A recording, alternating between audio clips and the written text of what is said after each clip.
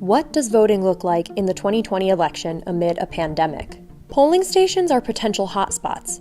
They inherently pose the risk of mass social gathering, plus sharing confined voting booths and tools could lead to contaminated surfaces. Voting by mail could be a solution to these problems. Voting by mail is slightly different state to state. Typically, this type of voting is reserved for absentee ballots. These are given out on an individual basis when you request one from your local election officials. Then, once election day is closer, you'd receive a ballot in the mail, fill it out at home, and mail it back to your local officials to be counted. But what does this look like on a national scale when mail-in ballots would likely be in high demand? The logistics of actually doing this in November is very problematic because the number of people voting in a primary is just a fraction of the number of people who vote in the general election. And what we've seen in a number of states that have that allow absentee ballot requests is that the requests for absentee ballots are skyrocketing.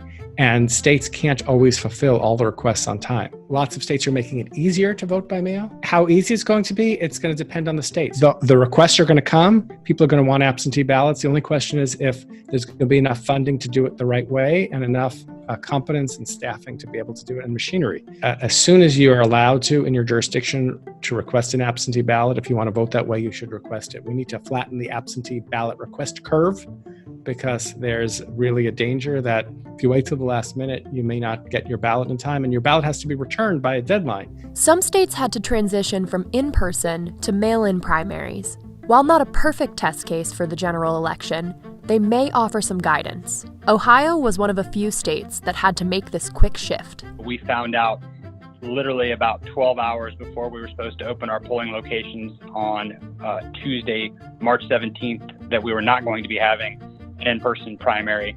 And so very quickly, we had to kind of unravel and undo everything that we had been setting up. It was a multi-step process that had to take place in a actually a very short period of time. And so through no fault of the post office or really anyone involved, it was just a matter of when you send that many pieces of mail back and forth multiple times through the Postal Service, that takes time. So it's not just a matter of simply opening up that ballot and sending it through a scanner. We have to verify some information to make sure that the ballot we received was from the voter who voted it. The biggest benefit, most obviously, was we were very early on in the pandemic and we just weren't sure exactly what the disease was, what it looked like, how it was transmitted. There were so many open-ended questions.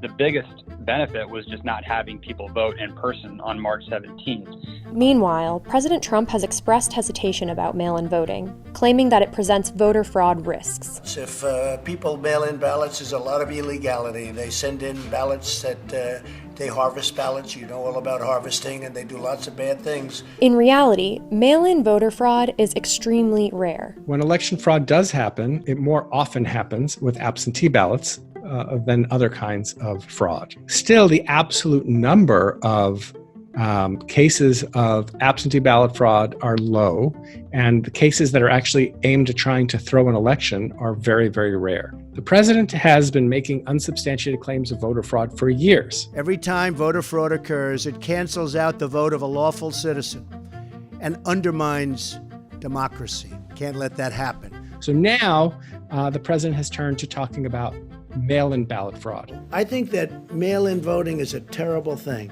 Why is that? I think he fears that if there's a large turnout, it's going to hurt him. He's trying to put in place a way to make it harder for people to vote by mail or to cast a doubt on the legitimacy of the election. Democrats have continued to push for a cautious approach to the 2020 election. Vote by mail is a health issue, just as food is a health issue.